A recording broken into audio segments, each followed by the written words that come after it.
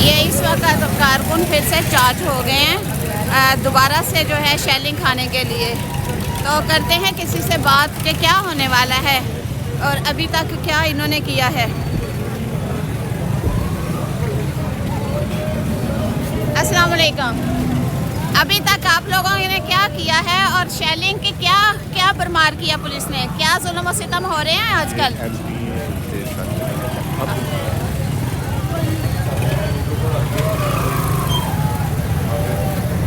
السلام علیکم. غالباً آپ عبدل کریم صاحب ہیں. کیسے ہیں سر؟ سر کیا آج آپ لوگوں نے کوئی سرپرائز دینے کا پلان بنایا ہوا ہے؟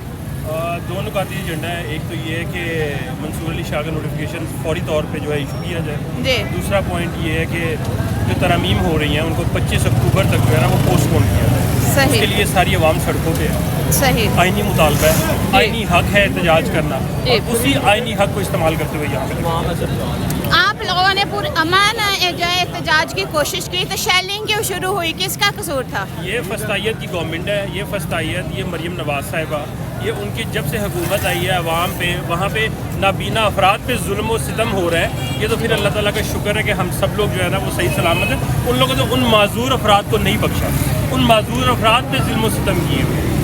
مجھے یہ بتائیے گا, معذور افراد پہ تو بہت غلط ایلیگیشن لگایا تھا پولیس نے کہ انہوں نے ہمارے پرائیویٹ پارٹس کو ٹچ کیا, اس لیے ہم نے ان پہ شیلنگ کی. آپ نے کیا کیا ہے؟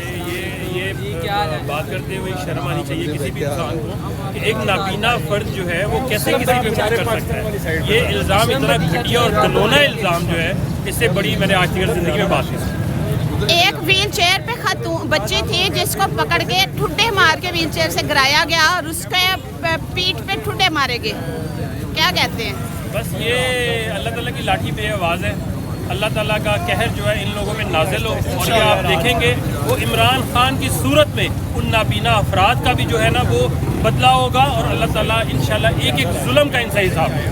مجھے یہ بتائیے گا, جس طرح لاہور کی عوام زندہ دلانے لاہور کو باہر نکلنا چاہیے تھا, اس طرح نکلے کیوں نہیں؟ لیڈرشپ کا قصور ہے, کیا وجہ ہے؟ نہیں, یہ ایسا بالکل بھی نہیں ہے. پوری لاہور کی عوام باہر نکلی ہے.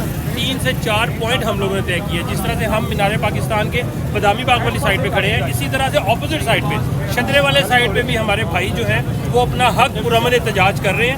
اسی طرح سے آپ کے نالج میں ہوگا کچہری والی سائڈ پہ بھی صبح سے ایک جو ہے پروٹیسٹ اور ریزسٹنس ہو رہی ہے. پرامن احتجاج ہمارا حق ہے اور ہم انشاءاللہ اس کو ایکسرسائز کرتے رہیں. شکریہ. یہ مجھے بتائیے گا, آپ نے الیکشن لڑا اور فارم 45 کے مطابق جیتے اور 47 کے مطابق ہار گئے. اس کے متعلق آپ کے کیسز کس نوعیت کے اور کس جگہ پہ ابھی سٹینڈ کر رہے ہیں؟ وہ آپ کے نالج میں ہوگا کہ ٹریبیونل بنانے کے لیے بھی اوپر سانپ بن کے بیٹھے ہوئے ہیں, اور جس نے ہیئرنگ کرنی ہے وہ ٹریبیونل ہی نہیں بننے دے رہے ججوں کو. جب وہ بنے گا سب سے بڑی لڑائی ہی ہے. جس دن انشاءاللہ تعالی عدلیہ ہماری آزاد ہوئی, سب سے پہلے اسلام آباد کی 3 سیٹوں کے کیس جو ہے وہ لگیں گے, اور یہ حکومت جو ہے وہ اپنے وزن پہ ہی انشاءاللہ گر پڑے گی. بہت شکریہ. یہ تھے ہمارے ساتھ عبدل کریم صاحب.